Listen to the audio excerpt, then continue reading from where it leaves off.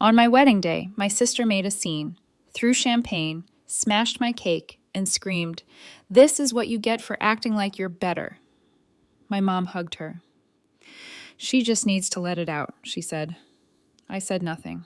That night, I did what no one expected. I pulled her college tuition deposit, froze the co-signed lease. But at 8:40 a.m., they got the real news. It's wild how one moment can rewrite every single memory you thought was solid. August 3rd was supposed to be the happiest day of my life. 43 guests, soft jazz in the background. The venue lit just right. My husband Robert looked like someone who'd stepped out of a dream. I'd worked my ass off for years. Consulting gigs, long flights, sleeping on airport benches, getting underpaid just to stay in the game. I finally made something of myself. I thought for once I was allowed to celebrate that. Bethany didn't see it that way. She came late. That should have been my first clue. The ceremony was already over. She breezed in wearing a gold, backless dress like it was prom night. Didn't say hi, didn't smile, took a glass of champagne and found a corner. I caught her eye once, and she looked right through me like I was someone she didn't know. To anyone else, it might have looked like she was just being moody, but I knew Bethany. That silence was the prelude. 3 weeks earlier, she'd called me crying about her car breaking down again. She'd already borrowed $12,200 from me in April for repairs. This time, she said she needed a whole new one, said it was urgent. I told her no, not because I didn't have the money, but because I was tired of always being her plan B. And honestly, she wasn't even trying anymore. Skipping classes, partying with people twice her age, telling our parents she was finding herself. She hung up without saying goodbye. I didn't think she'd carry it into my wedding. I gave her the benefit of the doubt. I always did. She waited until the toast. Right when I stood up to thank everyone for coming, to talk about love, about building a life with someone who brings you peace, Bethany stood too. For a second, I thought she was going to make a toast herself. My glass was still halfway to my mouth. Then she threw it. The champagne flew in a perfect arc and exploded against the dessert table. It shattered a photo frame of Robert and me smiling on a cliffside in Maui. Then she grabbed the wedding cake and shoved it like she was flipping a table. The cake didn't just fall, it collapsed. 3 layers, delicate sugarwork, custom flowers, all of it smeared across the floor. She looked me dead in the eye and screamed, "This is what you get for acting like you're better." It was so quiet afterward that I could hear someone's phone buzzing. A few guests looked around, hoping maybe this was some staged moment or elaborate prank. It wasn't. My mom ran to Bethany like she'd just been assaulted. "She just needs to let it out," she said, holding her like she was a war victim. Robert's parents stared at me in disbelief. My maid of honor didn't move. Even the DJ stopped the music. No apology, no remorse. Bethany didn't even cry. She just walked out like she'd proved something. I didn't say a word. Not because I didn't have anything to say, but because I knew this wasn't the place to say it. I wasn't going to let her turn my wedding into her courtroom. I smiled, said a few soft words to Robert, and nodded to the coordinator. The rest of the night limped along. Some people danced. Some tried to pretend it hadn't happened. But there was no real recovery. The memory was already stamped. At home that night, Robert was quiet. He asked if I was okay. I told him I was fine. I wasn't, but I was focused. While he changed out of his suit, I opened my laptop, logged into the university portal, and revoked the tuition deposit I had made for Bethany last month.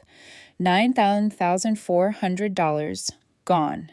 Then I went into the online rental portal for the apartment lease I co-signed, locked the account, marked it for review.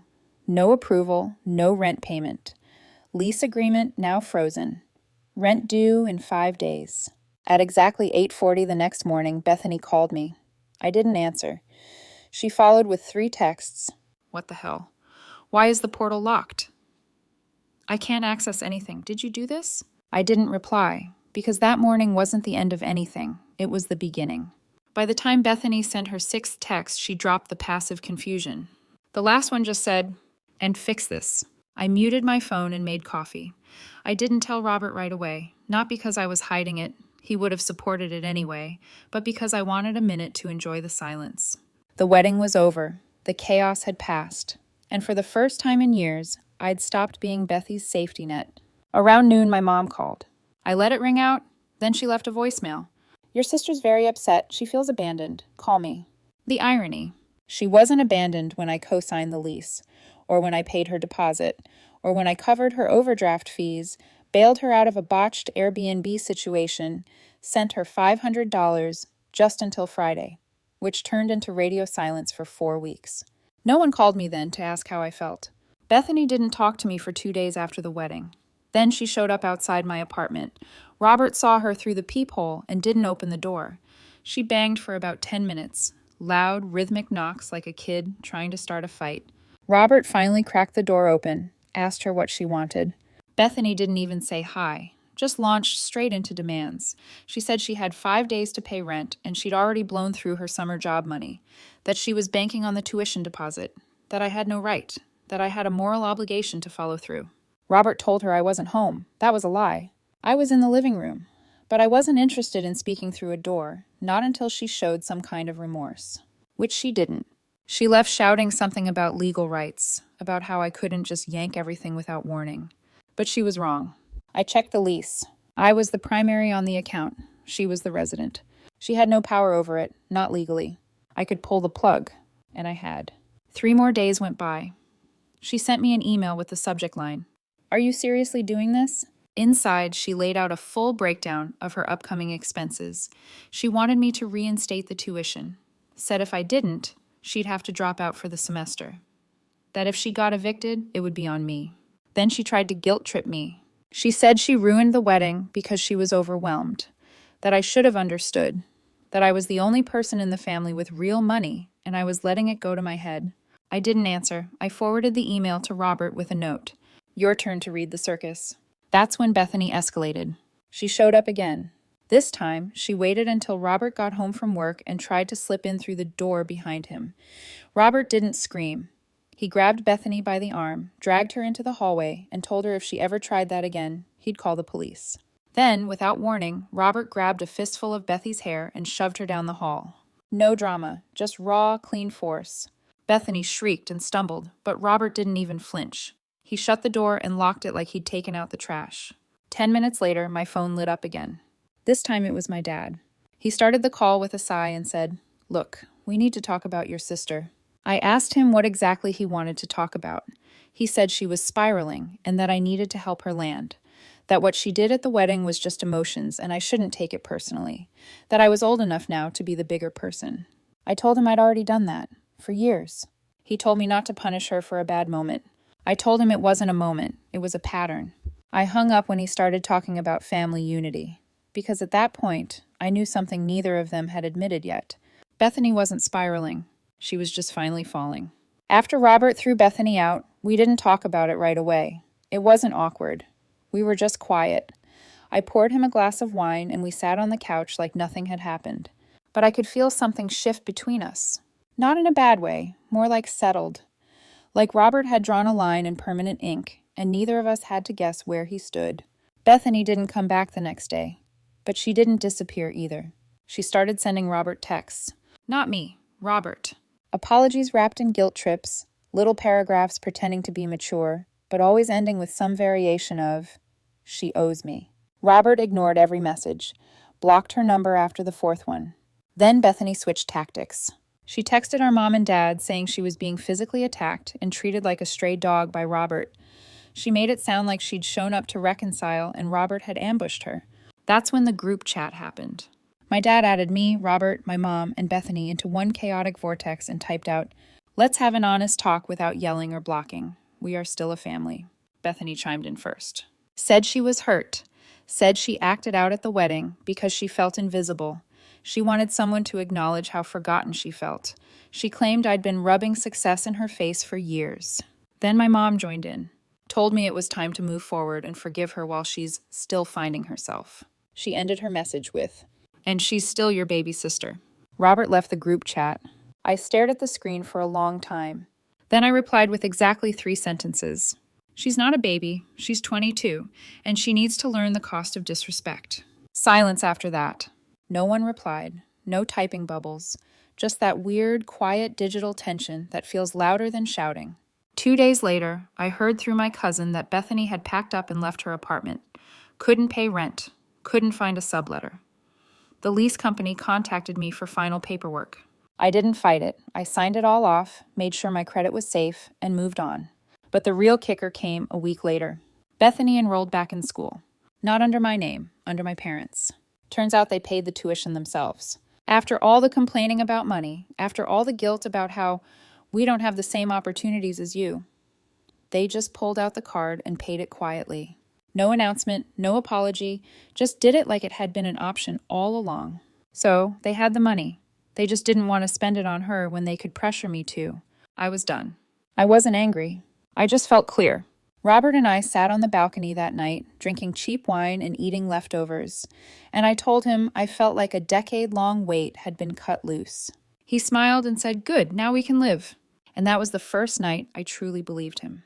About a week after Bethany officially left her apartment, things went quiet. No more angry texts, no surprise visits. For the first time in a long time, it felt like the storm had passed. Then my mom called. No hi, no how are you? Just, you'll be at your father's birthday next Saturday, right? Like nothing had happened. Like my wedding hadn't been hijacked. Like my sister hadn't caused the scene that people were still talking about. I said I wasn't sure. She paused, then said, Bethany will be there. I want you two to talk like adults, and I want you to stop being so cold. That part hit weird. I was the cold one. Not the one who trashed a wedding cake and screamed in front of a crowd. Not the one who'd been living off me for the past 3 years. But the one who finally said, enough. That's who they were mad at. I hung up without agreeing to anything. That night, Robert and I made dinner and didn't even bring it up until we were halfway through eating. He said we shouldn't go. I agreed. Then, Friday night, the day before the party, something even more ridiculous happened. Bethany sent me a Venmo request for Telling 800. Label? For the cake and broken frame. LOL. Let's just call it even. I didn't even react at first. I just handed my phone to Robert and walked out to the balcony. When I came back in, he had the calmest look on his face. I asked him what he wrote. He shrugged and said, she's not going to like it. 15 minutes later, Bethany blocked both of us on everything. We didn't go to my dad's birthday party. But Bethany did, and she didn't come quietly. She showed up in a white jumpsuit that looked suspiciously close to bridal wear. Cousin Kara texted us a photo with the caption, she's not okay. Apparently, Bethany brought some real estate guy she met 2 weeks earlier and told half the guests they were moving in together soon. The other half, she told, big things are coming. She kept saying it over and over. Big things. That Monday, we found out what the big thing was. Bethany launched a podcast. A title, Mesh, Bloodline Bruises, Growing Up with the Golden Child. The teaser trailer dropped on Instagram and TikTok. In the voiceover, she said things like, I thought family meant safety. Sometimes the most toxic people are the ones you share a last name with. It was so theatrical it felt scripted. But she wasn't done. At the end of the video, she thanked a sponsor, a therapy app, the exact one I had introduced her to a year earlier when she called me from the bathroom of a bar, crying about a panic attack. She'd signed a real deal. They reposted her video. She got over 10,000 views in 24 hours. People in the comments were eating it up, calling her brave, asking for advice, telling her they related. I didn't care about the podcast itself, but something about it made me feel unsettled, like I was being slowly written into someone else's fiction. Then came the twist I never saw coming. She emailed me. I'm subject line. Let's talk. The body was short. I'd like to meet. No drama, just a conversation. I have things I want to tell you. I think you'll be proud of me. No accusations. No name-calling. Just calm, perfectly composed wording. It didn't feel like her at all. Robert read it twice and said, she's not trying to fix anything. She's setting a trap. I replied with one line. And Robert will be there too. She never wrote back. But I had a feeling this wasn't over. And I was right. 3 days after the email, my parents showed up at our apartment. No call, no warning. Just rang the bell at 7:15 p.m. while Robert and I were eating dinner. I opened the door halfway. Didn't say anything. My dad gave a little wave like this was just a friendly visit. My mom had her purse slung over her shoulder like she'd been planning to stay. She said, we just want to talk calmly. I told them they had 3 minutes. They walked in anyway. Robert stayed in the kitchen, arms crossed, not speaking. He wasn't going to do the fake smile thing. He didn't need to. Everyone knew where he stood. My mom went first. She said Bethany was going through a transformative period and had made mistakes she regrets deeply. She said the podcast was just her way of processing things, that I shouldn't take it so personally. Then my dad added, she wants a relationship with you. She just doesn't know how to say it. I asked if Bethany had actually said any of that, or if they were just hoping I'd fall for it. They didn't answer. Then my mom said something that stopped everything. She moved back in with us, temporarily, just until she figures things out. Robert let out a breath, loud enough for the room to hear it. So now the picture was complete. They'd paid her tuition. They let her move back in. And they were here now not to ask me for anything, but to make sure I didn't make things harder for her. They weren't mediating, they were managing. I asked them flat out if they'd ever told her what she did at the wedding was wrong. My mom said, she was overwhelmed. My dad said, she didn't mean to ruin it. I asked again, and did either of you tell her it was wrong? They didn't speak. That told me everything. They weren't angry at her. They were embarrassed. And the easiest way to make the embarrassment go away was to push it onto me. I told them I was done. Done with the money, with the guilt, with the games. That if they wanted to keep funding her life, they could. But it wouldn't come from me anymore. I said they'd done a great job raising a daughter who believes consequences don't exist. Then I asked them to leave. They hesitated, but they left. Bethany didn't contact me after that, but her podcast kept going. Episode 2. Narcissistic Siblings. Episode 3. When They Make You Look Crazy. Robert and I laughed at that one. A few days later, I checked the lease on our apartment. We had 8 months left. I looked at our savings, ran the numbers, told Robert we should take a trip. Something far, something warm, something that didn't have anything to do with any of this. He smiled. The next morning, we booked 2 round-trip flights to the Maldives. We were leaving in 6 weeks. No family, no drama, just peace. The kind of peace that finally feels earned. The last message I got from Bethany came 2 days before our flight. Just a fire emoji. No words, no context. Like she was trying to send some vague warning, or maybe just remind me she was still watching. I showed Robert while we were picking up luggage tags. He didn't even react. Just scanned his boarding pass and said, "Perfect. Let it burn." I blocked the number. That was the last loose thread leading up to the trip. There was silence from everyone else, too. My dad didn't call. My mom sent one generic, "Hope you're well," text that I ignored. No more lectures, no more guilt trips. I think they finally realized I wasn't going to be the one to fix what they broke. Not this time. We left for the Maldives on a Thursday morning. No layovers, no rush. I watched Robert sleep against the window as we crossed over miles of open water, and for the first time in years, my brain didn't feel like it was on fire. No calculations, no financial plans, no rescue missions. Just quiet. Our bungalow was over the water, literally. You could hear the ocean underneath the floorboards. They had a sign posted inside. And no clocks, let time be yours again. That hit harder than it should have. We didn't talk about Bethany, not even once. Not until day 4. We were having breakfast on the deck, just the sound of waves and birds, when Robert said, "Do you think they'll ever admit it?" I didn't have to ask who he meant. "No," I said, "but I think they know, and I really believe they do." Not in a conscious, reflective way, but in that uncomfortable silence that creeps in when your favorite scapegoat walks out the door for good. They know I was always the one cleaning up her messes. They know they let it happen because it was easier than telling her no, and they definitely know now that they can't reach for me like that anymore. Bethany stayed with them. She didn't find a new apartment. Her lease expired quietly, and the building relisted the unit without a problem. I know because the management company contacted me for final signature confirmation.